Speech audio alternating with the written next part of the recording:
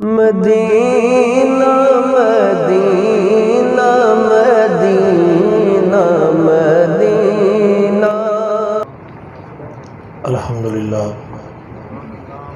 الحمدللہ رب العالمین، والصلاة والسلام علی سید الانبیاء والمرسلین، وسلام علی آلہ الطیبین الطاہرین واصحاب الہادیین ومہدیین، اما بعد فاعوذ باللہ من الشیطان الرجیم، بسم اللہ الرحمن الرحیم۔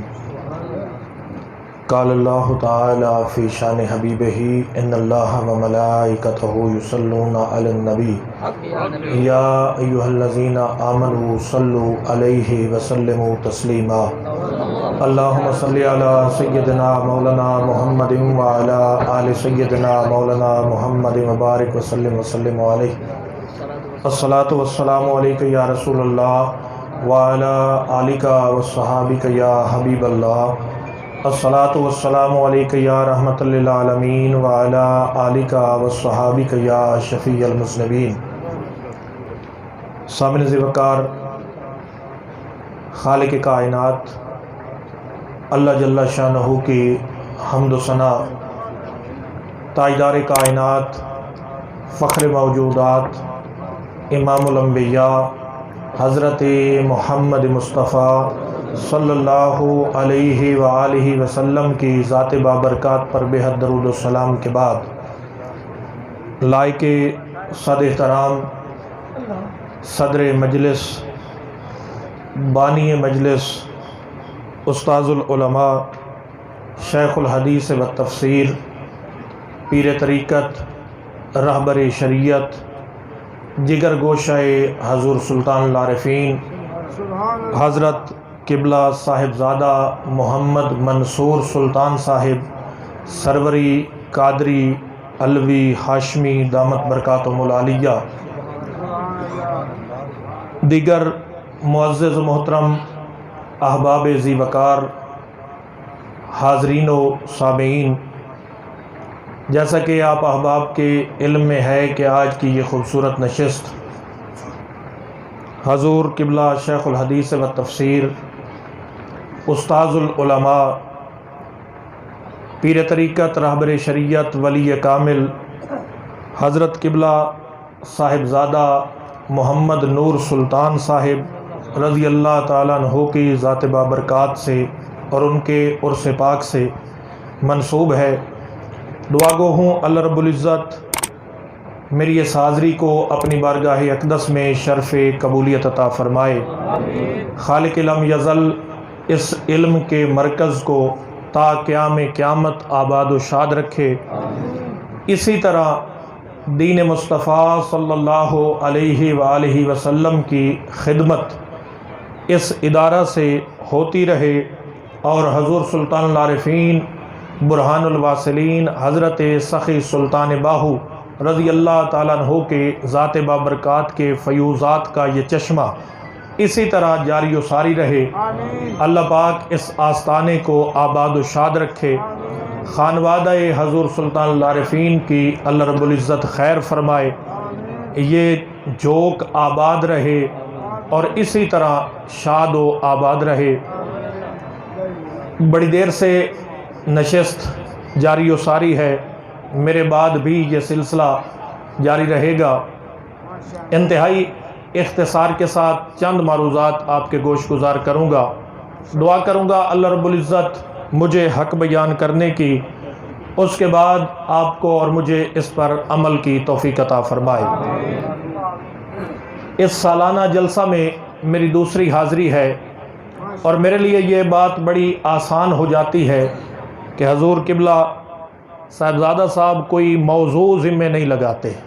یہ ہمارے لیے بڑی خوشی کی بات ہوتی ہے کہ اپنی مرضی کی تقریر ہوتی ہے، جو جی میں آئے، چونکہ اگر کوئی موضوع ہو تو پھر تیاری کرنا پڑتی ہے۔ تو میرے ذمے چونکہ حضور کی طرف سے تو کوئی موضوع نہیں ہے، تو موضوع بھی میری اپنی مرضی کا، اور دوسری شفقت آپ نے فرمائی ہے کہ وقت بھی آپ کی اپنی مرضی کا ہے۔ تو انشاءاللہ میں کوشش کروں گا بڑے اختصار کے ساتھ، چونکہ نماز ظہر بھی ہوگی اور میرے بعد ہمارے مسلک کے، ہماری تحریک کے عظیم اسکالر حضرت علامہ مفتی ارشاد حسین سعیدی صاحب، ان کا خطاب وہ نہیں آ رہے؟ اچھا، فاروق خان ملتان سے، جی حضرت علامہ فاروق خان سعیدی صاحب، ان کا خطاب ہوگا۔ تو اپنی بات کا آغاز کرتے ہیں ایک واقعہ سے، اور اس واقعہ کو اللہ رب العزت نے قرآن مجید فرقان حمید میں سورہ آل عمران میں بیان فرمایا ہے۔ واقعہ کچھ اس طرح ہے، عرب کا ایک علاقہ ہے جو نجران کہلاتا ہے، اور یہ واقعہ دو روایات ہیں کہ یا 9 ہجری ذی قعدہ کا مہینہ تھا یا پھر 10 ہجری محرم کا مہینہ تھا۔ نجران کا علاقہ جس میں اکثریتی آبادی عیسائیوں پر مشتمل تھی، وہاں سے عیسائی علماء کا ایک وفد، جن کی تعداد بعض مفسرین نے لکھی 60 افراد پر مشتمل تھی، بعض نے کہا کہ وہ 80 افراد تھے۔ یہ سارے کے سارے عیسائی علماء تھے، میرے آقا کریم علیہ السلام کی بارگاہ اقدس میں حاضر ہوئے، اور ان کے آنے کا مقصد محبوب علیہ السلام کے ساتھ مناظرہ کرنا تھا۔ ان کا دعویٰ یہ تھا کہ سیدنا عیسیٰ علیہ السلام معاذ اللہ وہ خدا کے بیٹے ہیں، وہ یا خود خدا ہیں۔ میرے آقا کریم علیہ السلام کی بارگاہ اقدس میں یہ حاضر ہوئے، اور آ کر سیدنا عیسیٰ علیہ السلام کی الوہیت پر یا ابنیت پر دلائل دیتے رہے۔ محبوب علیہ السلام ان کے استدلال کا رد فرماتے رہے۔ یہ سلسلہ 3 دن تک جاری رہا۔ جب 3 دن گزر گئے اور بات کسی نتیجے تک نہ پہنچی، تو شریعت نے ہمیں ایک کنسیپٹ دیا ہے، قرآن ہمیں ایک کنسیپٹ دیتا ہے کہ جب باہمی گفت و شنید کے ذریعے بات کسی نتیجے تک نہ پہنچے، تو مناظرے کے بعد اگلا سٹیپ ہوتا ہے مباہلہ کا۔ مباہلہ کیا ہے؟ مباہلہ کی سادہ سی ڈیفینیشن اور تعریف یہ ہے کہ 2 متصادم فریق جن کا آپس میں کسی بات پر اختلاف ہو جائے، وہ دونوں کسی ایک میدان میں جمع ہو جاتے ہیں اور اپنا معاملہ بارگاہ خداوندی کے سپرد کرتے ہیں کہ مولا ہم میں سے جو سچا ہے اس پر اپنی رحمت نازل فرما، جو جھوٹا ہے اس پر اپنی لعنت نازل فرما، اس کو تباہ و برباد فرما دے۔ اب قرآن مجید فرقان حمید جب اس مقام پہ پہنچتا ہے تو خالق لم یزل ارشاد فرماتا ہے فَقُلْ تَعَالُوا نَدْعُ أَبْنَاءَنَا وَأَبْنَاءَكُمْ وَنِسَاءَنَا وَنِسَاءَكُمْ وَأَنفُسَنَا وَأَنفُسَكُمْ ثُمَّ نَبْتَهِلْ فَنَجْعَلْ لَعْنَةَ اللَّهِ عَلَى الْكَاذِبِينَ۔ کہ اے محبوب ان سے فرما دیجئے، آؤ تم اپنے بیٹے لے کے آؤ، ہم اپنے بیٹے لے کے آتے ہیں، تم اپنی عورتیں لے کے آؤ، ہم اپنی عورتیں لے کے آتے ہیں، تم اپنی جانیں لے کے آؤ، ہم اپنی جانیں لے کے آتے ہیں، ثم نبتہل، پھر مباہلہ کریں گے، فنجعل لعنۃ اللہ علی الکاذبین، جو جھوٹا ہوگا اس پر اللہ کی لعنت نازل ہوگی۔ اب یہ بات طے پا گئی، میدان مباہلہ طے پا گیا، وقت مباہلہ طے پا گیا، فلاں دن فلاں وقت فلاں جگہ پہ آپ بھی آ جائیں، ہم بھی آ جاتے ہیں اور اپنا معاملہ بارگاہ خداوندی کے سپرد کرتے ہیں۔ اب یہاں پر توجہ طلب بات یہ ہے، اس آیت کریمہ میں اللہ رب العزت نے 3 طبقات کا ذکر فرمایا ہے۔ 3 باتیں اس آیت کریمہ میں ہوئی۔ پہلی بات، اللہ فرما رہا ہے میرا محبوب ان سے فرما دیجئے ابنانا وَأَبْنَاءَكُمْ، اے محبوب ان سے فرما دیجئے تم بھی اپنے بیٹے لے کے آؤ، میں بھی اپنے بیٹے لے کے آتا ہوں۔ یا رسول حق یا حق، تم بھی اپنے بیٹے لے کے آؤ، میں بھی اپنے بیٹے لے کے آتا ہوں۔ اب دلچسپ بات یہ ہے کہ جب یہ آیت مباہلہ نازل ہو رہی ہے، میرے آقا کریم علیہ السلام کو اللہ نے 3 بیٹے عطا فرمائے، محبوب کے 3 بیٹے ہیں، مگر آیت مباہلہ کے نزول کے وقت سارے مورخین، سارے مفسرین اس بات پر متفق ہیں کہ میرے آقا کے 3 بیٹے وصال فرما چکے ہیں، مصطفیٰ کے بیٹوں میں کوئی بھی موجود نہیں، مگر رب آیت کے لفظ نازل فرما رہا ہے، ابنانا و ابناکم، میرا محبوب ان سے فرما دیجئے تم بھی بیٹے لے کے آؤ، میں بھی بیٹے لے کے آتا ہوں، تم بھی اپنے بیٹے لے کے آؤ، میں بھی اپنے بیٹے لے کے آتا ہوں۔ اب رب تو یہ بات جانتا ہے کہ میرے محبوب کا تو کوئی بیٹا موجود نہیں، مصطفیٰ کو 3 بیٹے عطا فرمائے، تینوں رب نے اپنی بارگاہ میں بلا لیے، اس کے باوجود رب فرما رہا ہے محبوب ان سے فرما دیجئے تم بھی بیٹے لے کے آؤ، میں بھی بیٹے لے کے آتا ہوں۔ رب نے کہا بیٹے لے کے آؤ، مصطفیٰ حسن و حسین کی انگلی تھام کے میدان مباہلہ کی طرف جا رہے تھے، میرے آقا حسنین کریمین کو لے کے جا رہے تھے، اور نص قرآنی سے مصطفیٰ نے ثابت کیا کہ حسن و حسین میرے بیٹے ہیں۔ رب نے کہا اپنے بیٹے لے کے آؤ، میرے آقا حسنین کریمین کو لے کے جا رہے ہیں۔ معلوم کیا ہوا کہ حسنین کریمین کا ذات مصطفیٰ کے ساتھ وہی تعلق ہے جو باپ کا بیٹے کے ساتھ تعلق ہوتا ہے، اور حضور اس کو علامہ ابن حجر مکی رحمت اللہ علیہ نے ایک حدیث پاک السوائق المحکم میں نقل کی۔ پھر مزے کی بات یہ ہے کہ اس حدیث کو علامہ ذہبی نے سیر و اعلام النبلاء میں نقل بھی کیا اور حدیث کی تصحیح بھی فرمائی کہ یہ حدیث سندن متنن صحیح ہے۔ میرے آقا نے علی المرتضیٰ کرم اللہ وجہ الکریم سے مخاطب ہو کے فرمایا تھا، اے علی، اللہ نے یہ 2 بیٹے مجھے عطا کرنے تھے، اللہ نے یہ 2 بیٹے مجھے عطا کرنے تھے، میرے بیٹے اللہ نے تجھے عطا کر دیے ہیں۔ فرمایا حسن و حسین میرے بیٹے تھے، رب نے مجھے عطا کرنے تھے، میرے بیٹے اللہ نے تجھے عطا کر دیے ہیں۔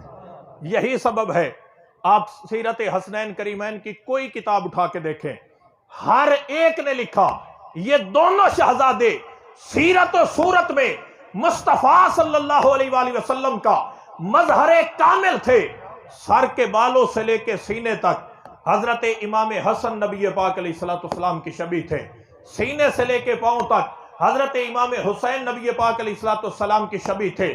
یہ دونوں شہزادے الگ الگ کھڑے ہوتے، نظر آتا تھا یہ حسن کھڑے ہیں، یہ حسین کھڑے ہیں، دونوں مل کے آ رہے ہوتے، یوں لگتا تھا جیسے خود مصطفیٰ آ رہے۔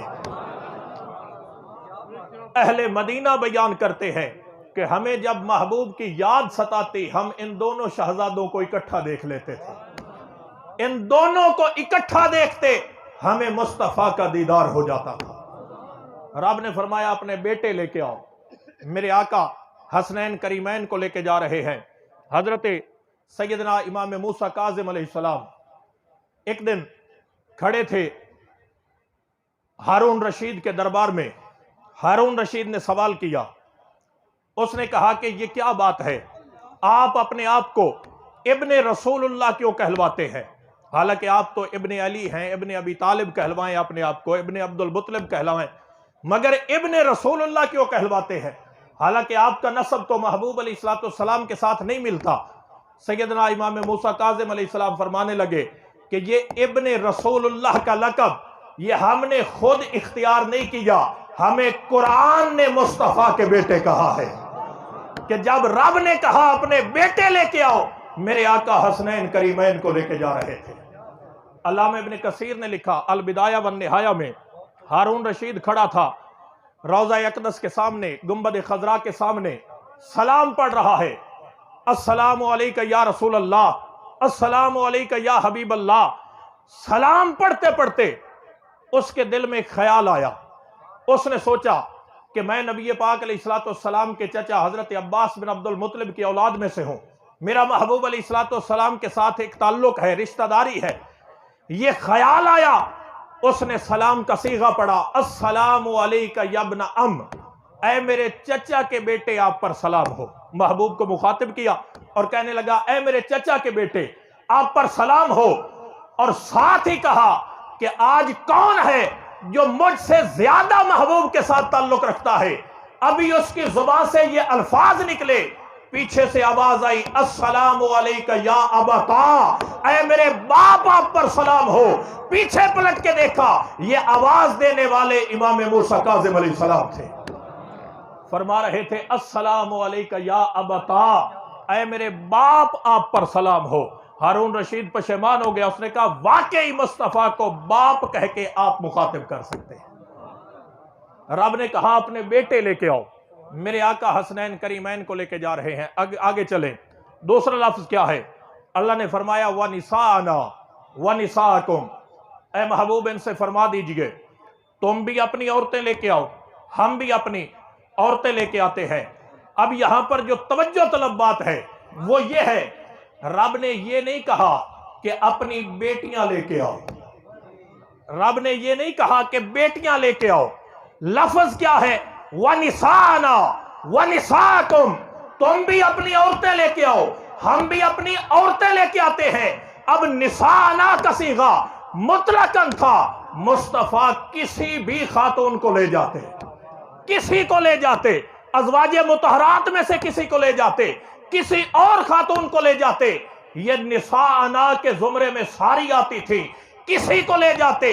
رب نے کہا نساءنا، عورتیں لے کے آؤ، اختیار مصطفیٰ کو دیا، میرا محبوب جس عورت کو مرضی چاہے تو لے کے آئے، جس خاتون کو چاہے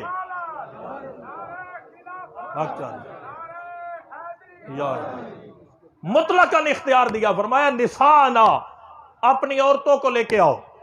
اب نساءنا میں کوئی بھی آ سکتی تھی، مگر مصطفیٰ نے ساری کائنات کی عورتوں کی نمائندگی کے لیے مخدومہ کونین، سیدہ نساء العالمین، خاتون قیامت، راحت قلب مصطفیٰ، زینت بیت مرتضیٰ، سیدہ فاطمہ الزہرا سلام اللہ علیہا کو لے کے جا رہے ہیں۔ ساری کائنات کی عورتوں کی نمائندگی کے لیے مخدومہ کونین کو لے کے جا رہے ہیں۔ اور کون؟ فاطمہ، جس کا مقام بارگاہ مصطفیٰ میں یہ ہے۔ سیدنا فاروق اعظم رضی اللہ تعالیٰ عنہ بیان فرماتے ہیں کہ ہم میں سے کوئی بھی بارگاہ محبوب علیہ السلام میں حاضر ہوتا، کسی بھی صحابی کو مصطفیٰ سے شرف ہم کلامی نصیب ہوتا، ہر صحابی اپنی گفتگو کا آغاز ایک جملے سے کرتا تھا۔ وہ جملہ کیا تھا؟ ہر صحابی کہتا تھا فدا کا ابی و امی یا رسول اللہ صلی اللہ علیہ وسلم، یا رسول اللہ میرے ماں باپ آپ پر قربان ہو۔ مطلب اس کا کیا ہے؟ یہ عربی زبان کا محاورہ ہے۔ مطلب اس کا یہ ہے کہ یا رسول اللہ صلی اللہ علیہ وسلم کبھی ایسا وقت آ جائے، ایک طرف میرے والدین کھڑے ہوں، ایک طرف آپ کی ذات ہو، اور ان دونوں میں سے مجھے کسی ایک کا دامن تھامنا پڑے، یا رسول اللہ میں والدین کو چھوڑ سکتا ہوں، آپ کی ذات کو نہیں چھوڑ سکتا۔ حضرت عمر فرماتے ہیں ہم سارے کے سارے بارگاہ مصطفیٰ میں جا کے کہتے تھے فدا کا ابی و امی یا رسول اللہ، یا رسول اللہ ہمارے ماں باپ آپ پر قربان ہو۔ اور فرماتے ہیں سیدہ کائنات بارگاہ محبوب میں حاضر ہوتی، میرے آقا کھڑے ہو جاتے، کھڑے ہو کے شہزادی کونین کا استقبال فرماتے، اور ماتھا چوم کے مصطفیٰ فرماتے تھے فدا کے ابی و امی یا فاطمہ، فاطمہ میرے ماں باپ تجھ پر قربان ہو، فاطمہ میرے ماں باپ تجھ پر قربان ہو۔ میرے آقا سیدہ کائنات سے فرماتے کہ فاطمہ میرے ماں باپ تجھ پر قربان ہو۔ یہ مقام ہے سیدہ کائنات کا۔ اور حضور سنن نسائی میں جہاں یہ حدیث پاک آئی ہے کہ حضرت سیدہ کائنات حاضر ہوتی، محبوب علیہ السلام کھڑے ہو جاتے، کھڑے ہو کے سیدہ کائنات کا استقبال فرماتے۔ سنن نسائی میں یہ جہاں حدیث پاک آئی ہے وہاں ایک بڑا خاص نقطہ ہے، کئی دفعہ اس حدیث کو پڑھا سنایا لیکن اس لفظ کی طرف توجہ نہیں گئی۔ ایک بڑا خاص لفظ استعمال ہوا۔ حضور چونکہ شیخ الحدیث ہے، یہ اس بات کو سمجھتے ہیں، انہوں نے تو اس مقام کو دیکھا ہوگا، یہ آپ کو سنانے کے لیے عربی زبان میں کھڑے ہونے کو کہتے ہیں کاما، کاما کھڑا ہوا وہ ایک شخص، اسی سے لفظ قیام نکلا ہے۔ اچھا، کسی کے استقبال کے لیے کھڑا ہونا، مثلا حضور تشریف لائیں، مجلس میں آپ سارے کھڑے ہو جائیں، تو اس کے لیے اگر آنے والا مرد ہو تو لفظ آتا ہے کاما لہو، کہ وہ کھڑا ہوا اس ایک مرد کے لیے۔ اگر آنے والی خاتون ہو تو لفظ آتا ہے کاما لہا، کہ وہ کھڑا ہوا اس ایک خاتون کے لیے۔ اب اگر میرے سامنے پڑی ہوتی نسائی شریف میں آپ کو کھول کے دکھاتا، لفظ تو ہونا چاہیے تھا کاما لہا کہ سیدہ کائنات آتی محبوب کھڑے ہو جاتے، مگر نسائی شریف میں یہ لفظ نہیں ہے، یہ لفظ نہیں ہے۔ لفظ کیا آیا ہے؟ لفظ آیا ہے کاما الیہا کہ مصطفیٰ صرف کھڑے نہیں ہوتے تھے، آگے چل کے سیدہ کائنات کا استقبال فرماتے تھے۔ یا رسول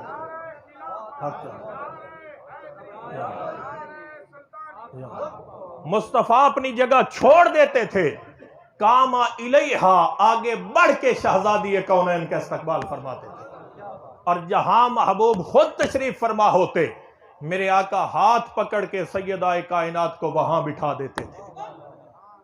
حضرت ابو ہریرہ رضی اللہ تعالیٰ عنہ راوی ہے، قیامت کا دن ہوگا اور ساری تاریخ انسانیت میں آدم علیہ السلام سے لے کے قیامت کے دن فوت ہونے والے انسان تک پوری تاریخ انسانیت میں یہ شرف فقط سیدہ کائنات سلام اللہ علیہا کا ہے، کسی اور کو یہ مقام حاصل نہیں ہوگا۔ قیامت کا دن ہوگا، ساری انسانیت بارگاہ خداوندی میں جمع ہوگی۔ کون کون ہوگا؟ 1,24,000 انبیاء ہوں گے، ان انبیاء کی ازواج ہوں گے، ان کی بنات ہوں گی، میرے آقا کی امت کی ساری مخدرات عصمت ہستیاں ساری کی ساری جمع ہوں گے، مگر یہ پروٹوکول کسی اور کا نہیں ہوگا۔ جو ہی سیدہ کائنات کی سواری گزرے گی، آسمان سے ندا آئے گی، یا اہل الجمع غضوا ابصارکم ونکسوا رؤوسکم حتی تمر فاطمہ بنت محمد صلی اللہ علیہ وسلم۔ اے اہل معاشر، اپنی نگاہیں جھکا لو، اپنے سر جھکا لو، تمہارے درمیان شہزادی کونین گزرنے والی ہے۔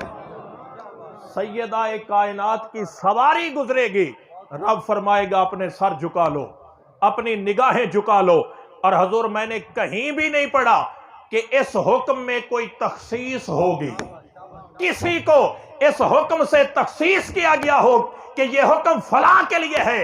مطلقاً جو میدان قیامت میں کھڑا ہوگا ہر ایک کو رب فرمائے گا اپنی نگاہیں جھکا لو، اپنے سر جھکا لو، شہزادی کونین کی سواری گزرنے والی ہے۔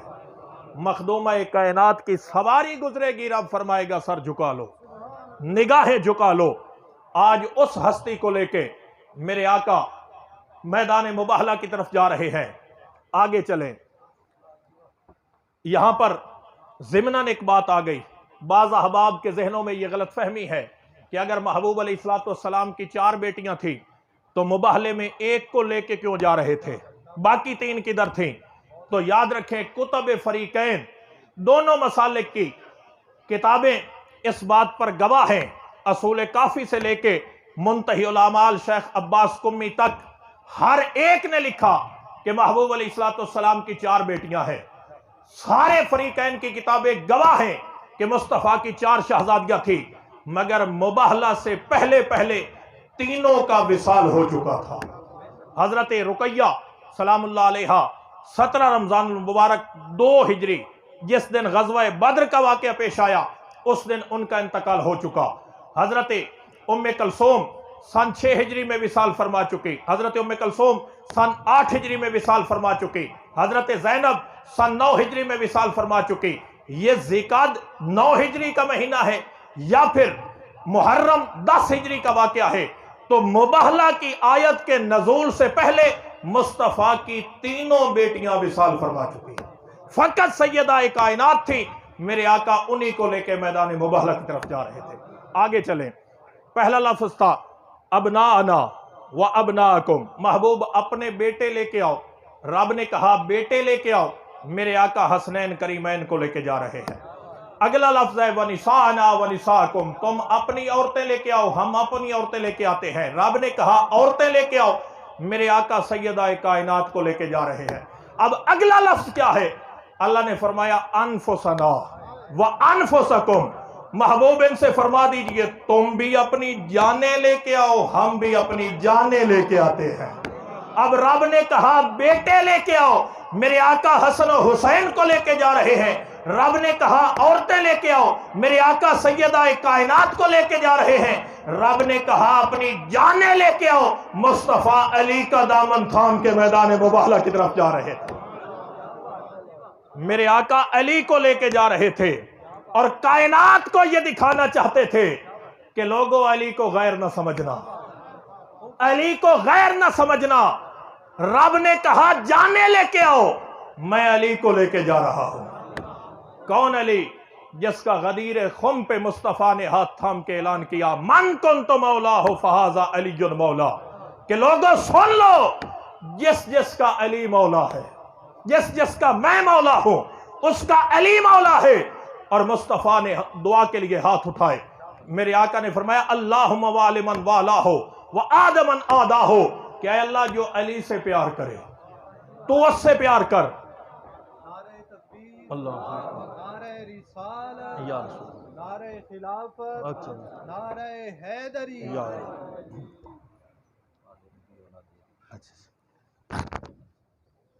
حضور السلام علیکم، ماشاءاللہ۔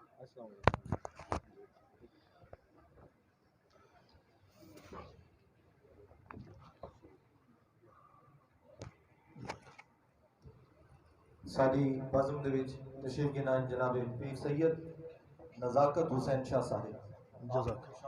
جزاک اللہ۔ میری یہ خوش قسمتی کہ میں جس خاندان کا ذکر کر رہا تھا اسی خان وادہ کے چشم و چراغ آج کی اس محفل کی زینت بنے۔ میں حضور قبلہ شاہ صاحب کو دل کی اتھاہ گہرائیوں سے خوش آمدید پیش کرتا ہوں۔ یہ میرے لیے خوش قسمتی ہے کہ میری گفتگو کے دوران آپ تشریف لائے۔ اللہ پاک آپ کا سایہ ہمارے سروں پر تعدیر قائم و دائم رکھے۔ تو میں عرض یہ کر رہا تھا، جی ٹھیک ہے، تو میں عرض یہ کر رہا تھا، اللہ نے فرمایا وَأَنفُسَنَا وَأَنفُسَكُمْ، میرا محبوب ان سے فرما دیجئے تم بھی اپنی جانیں لے کے آؤ، ہم بھی اپنی جانیں لے کے آتے ہیں۔ اب رب نے کہا جانیں لے کے آؤ، میرے آقا علی المرتضیٰ کو لے کے جا رہے ہیں۔ کائنات کو یہ دکھایا کہ لوگوں علی کو غیر نہ سمجھنا، علی میری جان ہے۔ میرے آقا نے فرمایا انی تارکم فیکم الثقلین، کہ لوگوں میں تم میں دو بھاری چیزیں چھوڑ کے جا رہا ہوں، دو وزنی چیزیں چھوڑ کے جا رہا ہوں، دو بھاری چیزیں چھوڑ کے جا رہا ہوں۔ کون کون سی؟ میرے آقا نے فرمایا کتاب اللہ و اطرتی اہل بیتی، اللہ کی کتاب قرآن اور میری اہل بیت۔ میرے آقا نے فرمایا اگر تم اس کے ساتھ تمسک رکھو گے لن تضلوا بعدی، میرے بعد کبھی گمراہ نہیں ہوگے، میرے بعد کبھی گمراہ نہیں ہوگے۔ اب یہاں پر توجہ طلب بات یہ ہے کہ حضور میرے آقا نے فرمایا انی تارکم فیکم، میں تم میں چھوڑ کے جا رہا ہوں۔ اب سوال یہ ہے کہ اس وقت جب میرے آقا یہ فرما رہے تھے محبوب کا مخاطب کون تھے؟ میرے آقا کن کو فرما رہے تھے میں تم میں چھوڑ کے جا رہا ہوں؟ اور تم اگر اہل بیت مصطفیٰ کا قرآن کا دامن تھامے رکھو گے تو تم کبھی گمراہ نہیں ہوگے۔ بعد والی امت تو مخاطب تھی بعد میں، جب محبوب فرما رہے تھے میں تم میں چھوڑ کے جا رہا ہوں، اس وقت میرے آقا کے سامنے کون بیٹھے تھے؟ یہ کس کو فرما کے جا رہے تھے؟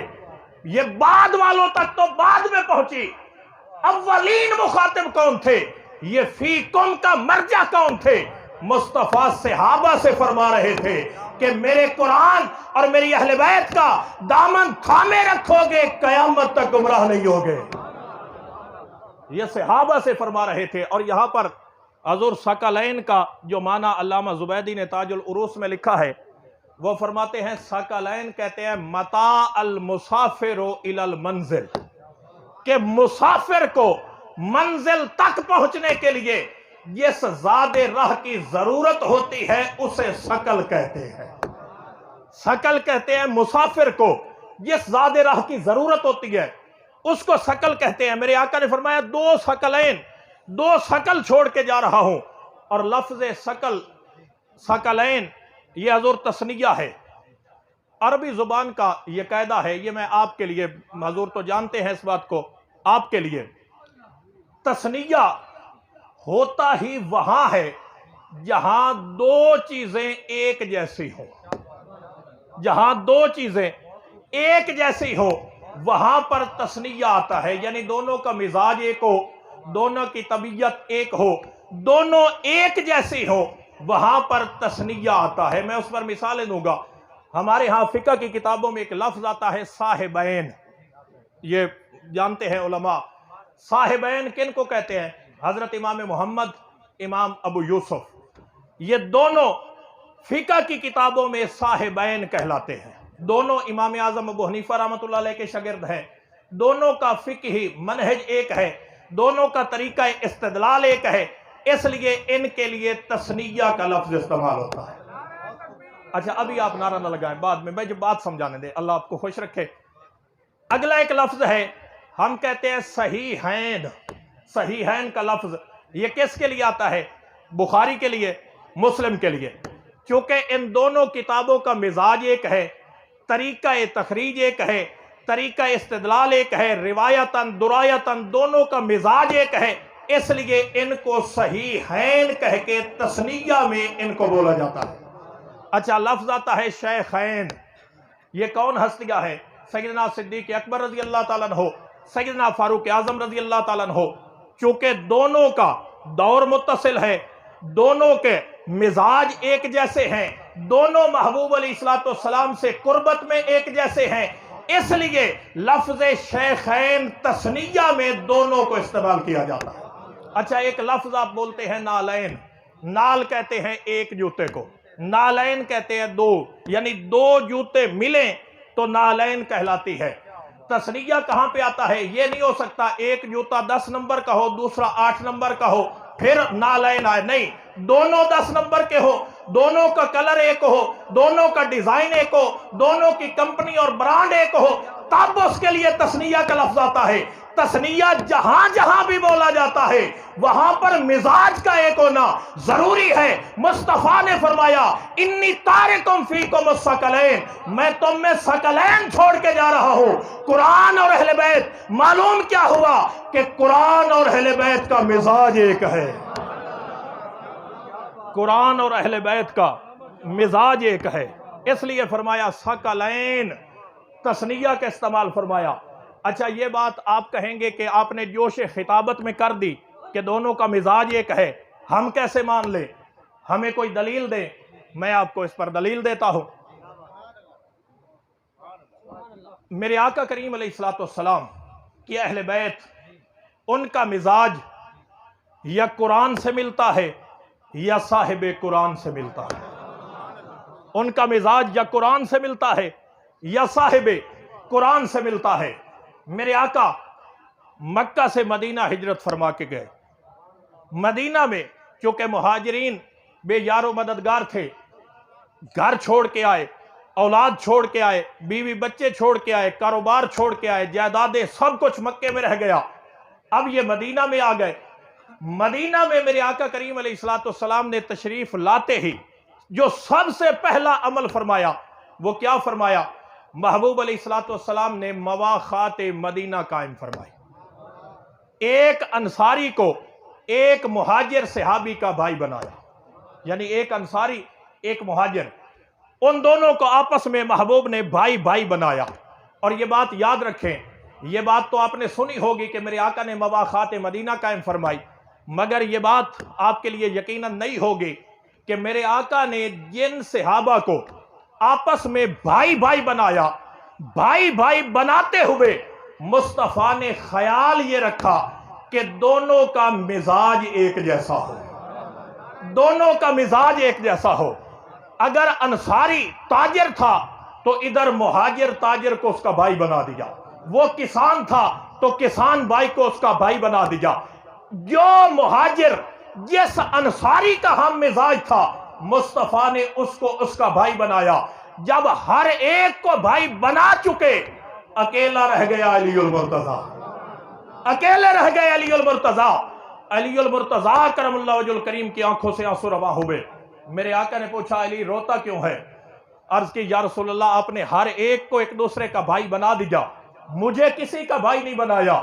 میرے آقا نے فرمایا علی میں نے بھائی بناتے ہوئے خیال یہ رکھا کہ دونوں کا مزاج ملتا ہو. ساری کائنات میں علی تیرا مزاج فقط مصطفیٰ سے ملتا ہے، تیرا مزاج فقط مصطفیٰ سے ملتا ہے.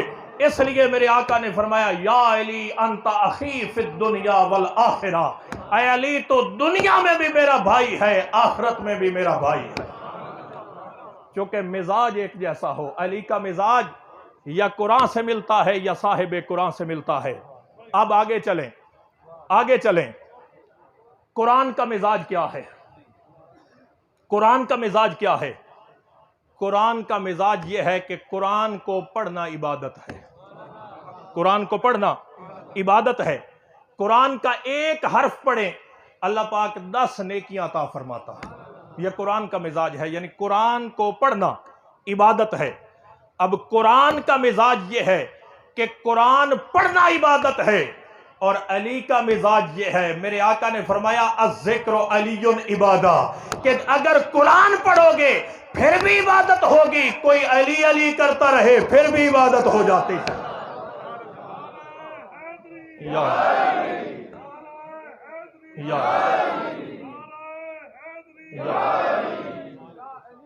مجھے وقت کا بھی احساس ہے. اگلی بات سنیں. قرآن کا مزاج یہ ہے کہ قرآن کا پڑھنا عبادت ہے، علی کا ذکر عبادت ہے. آگے چلیں. اگر کوئی شخص عمر ہو گئی 70 سال 80 سال، اب اسے شوق لگا کہ میں قرآن پڑھوں، ساری زندگی غفلت میں گزر گئی، نئی توجہ رہی، اب اسے فکر آخرت، خوف آخرت آیا کہ مرنے والا ہوں، قریب المرگ ہوں، اب مجھے قرآن پڑھنا چاہیے. اب وہ کوشش کرتا ہے کہ کسی قاری کے پاس جا کے پڑھوں. ایک تو شرم آتی ہے کہ اس عمر میں اب کہاں مدرسے میں جاؤں، دوسرا ذہن کمزور ہو گیا، اب ذہن کام نہیں کرتا. اب وہ بیچارہ پریشان ہو کے، مایوس ہو کے گھر بیٹھ گیا. اس نے کہا میں تو پڑھ نہیں سکتا. کسی اللہ والے نے اسے بتایا، کسی اللہ والے نے اسے بتایا کہ پریشان نہ ہو، نہیں پڑھ سکتا کوئی بات نہیں، اب مجبوری ہے، وضو کر لے، قرآن کو کھول لے، قرآن کو کھول لے، قرآن کو سامنے رکھ لے. جب تک قرآن کو دیکھتا رہے گا اللہ تجھے عبادت کا ثواب عطا فرمائے. قرآن کا مزاج یہ ہے کہ قرآن کو دیکھنا عبادت ہے. اب آئیے علی کا مزاج کیا ہے؟ ام المومنین صدیقہ کائنات سیدہ عائشہ صدیقہ رضی اللہ تعالیٰ عنہا بیان فرماتی ہیں کہ میں نے اپنے ابا جان تاجدار صداقت سیدنا صدیق اکبر رضی اللہ تعالیٰ عنہ سے پوچھا کہ ابا جان میں اکثر دیکھتی ہو علی المرتضیٰ آپ کے سامنے ہوتے ہیں، آپ ان کے چہرے کی طرف ٹک ٹکی باندھ کے دیکھتے رہتے ہیں، اس کا سبب کیا ہے؟ صدیق اکبر نے فرمایا کہ عائشہ سن، مصطفیٰ نے فرمایا تھا النظر الی وجہ علی عبادہ، علی کے چہرے کو دیکھنا عبادت ہے. قرآن کا مزاج یہ ہے کہ قرآن کو دیکھنا عبادت ہے. علی کا مزاج یہ ہے کہ علی کا چہرہ دیکھنا عبادت ہے. آگے چلیں. قرآن کا مزاج کیا ہے؟ قرآن کا مزاج یہ ہے لا یمسو الا المطہرون، کہ قرآن کو سوائے پاک کے کوئی نہیں چھو سکتا. قرآن کا مزاج یہ ہے کہ قرآن کو چھونے کے لیے پاک ہونا ضروری ہے. اور کس شے کا پاک ہونا ضروری ہے؟ فقط فرق یہ ہے قرآن کو چھونے کے لیے جسم کا پاک ہونا ضروری ہے، اہل بیت کے قریب جانے کے لیے نسب کا پاک ہونا ضروری ہے.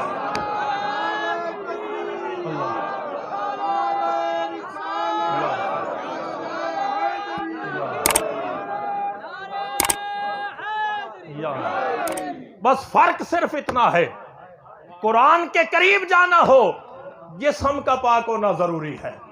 اہل بیت کی محبت دل میں آتی ہی تب ہے جب نسب پاک ہوتا ہے، جب نسب پاک ہوتا ہے. اور آگے چلیں. قرآن کا مزاج یہ ہے قرآن تحریف سے پاک ہے. قرآن تحریف سے پاک ہے. جو تحریف قرآن کا عقیدہ رکھتا ہے وہ شخص کافر ہے. جس کا یہ عقیدہ ہے کہ قرآن میں ایک حرف کی بھی تبدیلی ہوئی، یہ قرآن معاذ اللہ اصلی نہیں ہے، اصلی امام مہدی لے کے آئیں گے، اصلی فلاں جگہ ہے، وہ شخص دائرہ اسلام سے خارج ہو جاتا ہے. جو ایک حرف کی تبدیلی کا بھی ایمان رکھتا ہے، عقیدہ رکھتا ہے۔ قرآن کا مزاج یہ ہے کہ قرآن تحریف سے پاک ہے، اہل بیت کا مزاج یہ ہے کہ اہل بیت تنقید سے پاک ہے۔ قرآن کی تحریف کا عقیدہ رکھنے والا وہ بھی دائرہ اسلام سے خارج ہو جاتا ہے، اہل بیت مصطفیٰ پہ زبان تان دراز کرنے والا وہ بھی دائرہ اسلام سے خارج ہو جاتا ہے۔ مسلمان وہ بھی نہیں رہتا، مسلمان یہ بھی نہیں رہتا۔ آل مصطفیٰ کا مقام یہ ہے۔ میرے آقا نے علی المرتضیٰ کرم اللہ وجہ الکریم کو لے کے میدان مباہلہ کی طرف جا رہے تھے۔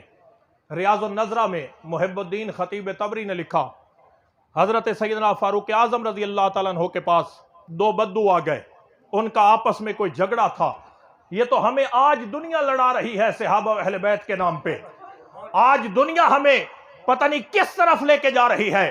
آئیے میں تمہیں بتاتا ہوں صحابہ و اہل بیت میں محبت کتنی تھی، صحابہ اکرام ایک دوسرے کا احترام کتنا کرتے تھے۔ حضرت سیدنا فاروق اعظم رضی اللہ تعالیٰ عنہ کے پاس بدو آئے فیصلہ کروانے کے لیے، کوئی جھگڑا تھا ان کا۔ حضرت عمر نے فرمایا جاؤ اپنا فیصلہ علی سے کروا لو، جاؤ اپنا فیصلہ علی سے کروا لو۔ ان میں سے ایک بدبخت نے شان علی المرتضیٰ میں گستاخی کی، اس کے جو جملے ہیں وہ ریاض النظرہ میں لکھے ہیں، میں اپنی زبان سے ادا نہیں کرنا چاہتا۔ اس نے کہا، ساتھ ہی اس نے کہا، یہ جملے بول کے اس نے کہا اب یہ ہمارے فیصلے کرے گا، یہ رہ گیا ہمارے فیصلے کرنے والا۔ حضرت عمر کھڑے ہوئے، کھڑے ہو کے اب حدیث پاک کے الفاظ ہیں وَأَخَذَ بِطَلْبِيبِهِ، اس شخص کو یہاں گریبان سے پکڑ لیا، وَشَالُهُ مِنَ الْأَرْضِ، اور زمین سے اٹھا لیا، کیونکہ عمر کے ہاتھ میں آ گیا تھا، زمین سے اٹھا لیا۔ فَأَشَارَ إِلَىٰ عَلِيِّ بْنِ أَبِي طالب، اور علی المرتضیٰ کی طرف اشارہ کر کے حضرت عمر فرمانے لگے سن ھذا مولایا ومولا کل مومن من لم یکن مولاہ فلیس بمومن، فرمایا علی میرا مولا ہے، علی ہر مومن کا مولا ہے، جو علی کو مولا نہ مانے عمر کا فیصلہ یہ ہے وہ صاحب ایمان ہی نہیں ہو سکتا۔ فرمایا جس کا علی مولا نہیں وہ مومن ہی نہیں۔ یہ کون کہہ رہے ہیں؟ فاروق اعظم رضی اللہ عنہ فرما رہے ہیں۔ امام احمد بن حنبل رحمۃ اللہ علیہ نے فضائل الصحابہ میں لکھا، کسی شخص نے علی المرتضیٰ کرم اللہ وجہ الکریم کی شکایت کی آ کے حضرت سیدنا فاروق اعظم رضی اللہ تعالیٰ عنہ کو، اور یہ دور ہے سیدنا فاروق اعظم کی خلافت کا۔ حضرت عمر اس کو پکڑ کے محبوب علیہ السلام کے روضہ اقدس پہ لے گئے، میرے آقا کے روضہ اقدس کی طرف اشارہ کر کے سیدنا عمر فاروق رضی اللہ عنہ فرمانے لگے کیا تو اس صاحب قبر کو جانتا ہے؟ جانتا ہے اس قبر کے اندر کون سی ہستی جلوہ افروز ہے؟ اس نے کہا ہاں جانتا ہوں، یہ محبوب علیہ السلام کی قبر انور ہے، اس کے اندر میرے آقا جلوہ گر ہیں۔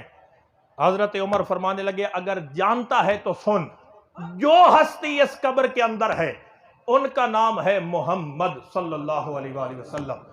فرمایا ان کے والد کا نام ہے عبداللہ، ان کے والد کا نام ہے عبد المطلب، اور پھر اشارہ کیا حضرت علی کی طرف، فرمایا یہ علی ہے، ان کے والد کا نام ہے ابو طالب، ان کے والد کا نام ہے عبد المطلب، اور فرمایا عبد المطلب سے لے کے آدم تک جو شجرہ مصطفیٰ کا ہے وہی علی المرتضیٰ کا ہے، جو شجرہ مصطفیٰ کا ہے وہی علی المرتضیٰ کا ہے۔ اور حضرت عمر فرمانے لگے علی کا بغض اس صاحب قبر کو تکلیف دیتا ہے، علی کی دشمنی مصطفیٰ کی تکلیف کا باعث بنتی ہے۔ آج تباہی کا ذریعہ بن گیا یہ سوشل میڈیا، جس کی بات اس کی مسجد کے 5-4 نمازی نہیں سنتے تھے، آج وہ سوشل میڈیا کے ذریعے اپنی بات پوری دنیا تک پہنچا رہا ہے۔ نتیجتاً معاشرہ اعتقادی اور فکری لحاظ سے گمراہی کا شکار ہوتا جا رہا ہے۔ آج ایک منظم سازش کے ذریعے، سوچی سمجھی سازش کے ذریعے لاشعوری طور پر اہل سنت کو اہل بیت کے دروازے سے ہٹانے کی کوشش کی جا رہی ہے۔ آج ناسبی اور خارجی قسم کے لوگ بیس بدل کر اہل سنت کے سٹیجوں پہ آ گئے۔ کبھی معیار تھا کہ یا رسول اللہ کا نعرہ پہچان ہے، اب وہ نعرہ بھی پہچان نہ رہا، اب اس سٹیج پہ بیٹھا ہوا نعرہ بھی یا رسول اللہ کا لگاتا ہے اور ساتھ تعریف یزید کی کر رہا ہوتا ہے، تنقیص اہل بیت مصطفیٰ پہ کر رہا ہوتا ہے۔ پہچانے اس دور میں ان کو پہچانے جو بھیس بدل کے ہمارے سٹیجوں پہ امت مصطفیٰ کے ایمان کو برباد کرنے کے لیے آ گئے۔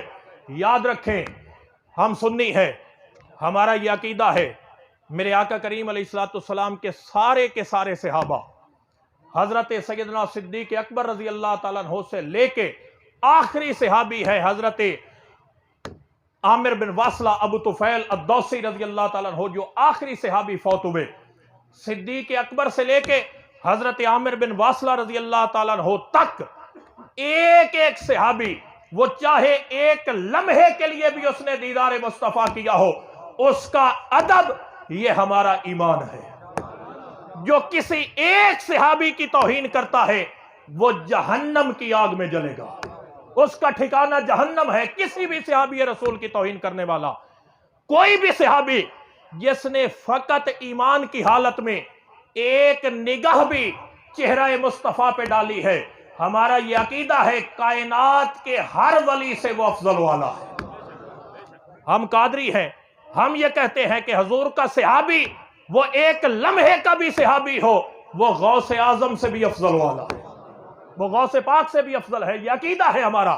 مگر سن لیں، صدیوں سے اہل سنت کا عقیدہ یہ آ رہا ہے، آج اگر کوئی اس کے خلاف کہتا ہے تو وہ منہج اہل سنت سے ہٹ کے کہتا ہے۔ صدیوں سے عقیدہ یہ آ رہا ہے، ہر صحابی قابل احترام ہے، مگر جہاں تک حق کی بات ہے ہم ببانگ دہل کہتے ہیں، برسر منبر کہتے ہیں، جب کہنا پڑا، جہاں کہنا پڑا یہ بات کہیں گے۔ حق کی اگر بات ہے، حق کل بھی علی کے ساتھ تھا، حق آج بھی علی کے ساتھ ہے، حق قیامت کے دن بھی علی کے ساتھ ہے۔ ہم نے علی کو حق پہ مانا ہے، علی کے مقابلے میں آنے والے کسی بھی صحابی احترام ہم سب کا کرتے ہیں، احترام سب کا کرتے ہیں۔ جو سیدنا امیر معاویہ رضی اللہ تعالیٰ عنہ کی توہین کرتا ہے وہ جہنم کے کتوں میں سے کتا ہے، یہ اہل سنت کا عقیدہ ہے۔ مگر بات اگر حق کی ہے، ہم حق پہ علی کو مانتے ہیں، کل بھی حق علی کے ساتھ تھا۔ اور میرے آقا نے فرمایا، اے اللہ جدھر میرا علی جائے ادھر حق کو پھیر دے، جدھر علی جائے ادھر حق کو پھیر دے۔ یہ نہیں کہا کہ جدھر حق جائے ادھر علی جائے، فرمایا علی حق کا محتاج نہیں، حق علی کا محتاج ہے۔ جدھر علی جائے حق علی کے ساتھ جائے۔ آج ایک ہی معیار ہے، دیکھنا چاہتے ہو کون حق پہ ہے، یہ دیکھو کون کون علی کے ساتھ کھڑا ہے، کون کون علی کے ساتھ کھڑا ہے، ایک ہی معیار ہے۔ اللہ رب العزت نے ہم پر یہ احسان کیا کہ ہمیں ایسے آستانے عطا فرمائے کہ جہاں عقیدے کی اور صحیح عقیدے کی دولت ملتی ہے۔ میرے آقا کریم علیہ السلام ان 5 ہستیوں کو لے کے، چاروں کو لے کے میدان مباہلہ کی طرف جا رہے ہیں۔ میں بات کو ختم کرنے لگا۔ ترتیب میرے آقا کی یہ ہے، آپ کوئی بھی تفسیر اٹھائیں، حتیٰ کہ حضور ضیاء الامت پیر محمد کرم شاہ الازہری رحمۃ اللہ علیہ کی تفسیر ضیاء القرآن اردو زبان میں ہے، اکثر گھروں میں موجود ہوتی ہے، انہوں نے بھی یہ لکھا۔ ترتیب یہ ہے، میرے آقا نے حسنین کریمین کو انگلیاں تھام رکھی ہیں، پیچھے سیدہ کائنات سلام اللہ علیہا ہے، پیچھے مولا علی کرم اللہ وجہ الکریم ہے۔ اب یہاں پر ایک سوال ذہن میں ابھرا کہ شریعت نے مرد کو عورت پر فوقیت دی ہے، شریعت نے مرد کو عورت پر فوقیت دی ہے۔ شریعت کا حکم یہ ہے کہ مرد آگے چلے، عورت پیچھے چلے، شوہر آگے ہو، بیوی پیچھے ہو۔ مگر یہاں خود صاحب شریعت ترتیب بدل رہے، خود صاحب شریعت نے ترتیب بدل دی۔ سیدہ کائنات آگے ہیں، علی المرتضیٰ پیچھے چل رہے ہیں۔ سبب کیا ہے اس کا؟ ایک ہی بات سمجھ میں آتی ہے، ایک ہی بات کہ آج دین کی فتح مبین کے لیے شہزادی کونین کے قدم گھر کی دہلیز سے باہر آ رہے تھے، اس دہلیز سے جہاں جبریل بھی رک کے اجازت طلب کرتا ہے، جہاں خدا کا قاصد ٹھہر جاتا ہے، وہاں سے شہزادی کونین کے قدم باہر آ رہے تھے۔ میرے آقا نے اہتمام یہ فرمایا، محبوب علیہ السلام کا قدم اٹھتا، سیدہ کائنات کا قدم آتا، سیدہ کائنات کا قدم اٹھتا، علی المرتضیٰ کا قدم آتا۔ اس اہتمام کا سبب یہ تھا، مصطفیٰ چاہتے یہ تھے آج شہزادی کونین کے قدموں کے نشان وہ نہ زمین دیکھ سکے نہ آسمان دیکھ سکے۔ اس اہتمام کے ساتھ جا رہے ہیں۔ ادھر ایک بہت بڑا اس دور کا عیسائیت کا پوپ اور پادری عبد المسیح، وہ اپنے بیوی بچوں کے ساتھ، اپنے عزیز و اقارب کے ساتھ وہ آیا ہوا ہے۔ اس کی نگاہ پڑی ان کے چہروں پہ، پہلی نگاہ پڑی، اپنی قوم سے مخاطب ہو کے کہتا ہے میری قوم خبردار ان کے ساتھ مباہلہ نہ کرنا، ان کے ساتھ مباہلہ نہ کرنا، میں ان کے چہروں پہ سچائی دیکھ رہا ہوں، اگر یہ دعا کر دیں خدا اس پہاڑ کو اٹھا کے ہمارے اوپر ملک کر دے، قیامت تک کوئی دین مسیحیت کا نام لینے والا زندہ نہ رہے۔ اگر اپنی بقا چاہتے ہو واپس پلٹ جاؤ، چھوڑ دو مباہلے کو۔ اور تاریخ نے بتایا وہ شخص میرے آقا کے قدموں میں حاضر ہو کے اپنے خاندان سمیت کلمہ پڑھ کے امت مصطفیٰ میں شامل ہو گئے۔ یہ وہ ہستیاں ہیں جن کو رب نے دین کی فتح مبین کا ذریعہ بنایا۔ میرا آخری پیغام یہی ہے کہ ان کے ساتھ اپنے آپ کو وابستہ کر لو۔ اگر ہاتھوں میں اصحاب مصطفیٰ کا دامن، اہل بیت مصطفیٰ کا دامن اگر یہ ہاتھوں میں رہا، دنیا میں بھی کامیابی ہے، آخرت میں بھی کامیابی ہے۔ اور میں اعلیٰ حضرت امام احمد رضا خان رحمۃ اللہ علیہ نے بڑی خوبصورت بات کی کہ اہل سنت کا ہے بیڑا پار اصحاب رسول، نجم ہے اور ناؤ ہے اطرت رسول اللہ کی، کہ اہل بیت مصطفیٰ کشتی نجات ہیں اور اصحاب مصطفیٰ نجوم ہدایت ہے۔ یہی پیغام تحریک منہاج القرآن کا ہے۔ میرے قائد، میرے شیخ، میرے استاذ حضور شیخ الاسلام ڈاکٹر محمد طاہر القادری مدد اللہ العالی، ان کی ساری زندگی کی جد و جہد اسی ایک نقطے پر منتہج ہوتی ہے کہ لوگوں آؤ اپنا تعلق ذات مصطفیٰ سے جوڑ لو، اپنا تعلق اہل بیت مصطفیٰ سے جوڑ لو۔ دعا ہے اللہ پاک اس آستانے کو تا قیام قیامت آباد و شاد رکھے۔ حضور قبلہ صاحبزادہ محمد منصور سلطان سروری قادری دامت برکاتہم العالیہ، آپ کے فیوضات کا یہ چشمہ اسی طرح جاری و ساری رہے اور اسی طرح عالم اسلام ان کے فیوضات سے سیراب ہوتا رہے۔ خالق لم یزل ان کے علم و عمل میں برکتیں عطا فرمائے۔ خانوادہ حضور سلطان العارفین کے ہر چشم و چراغ کو میرا مالک خوش و خرم رکھے۔ وما علینا الا البلاغ۔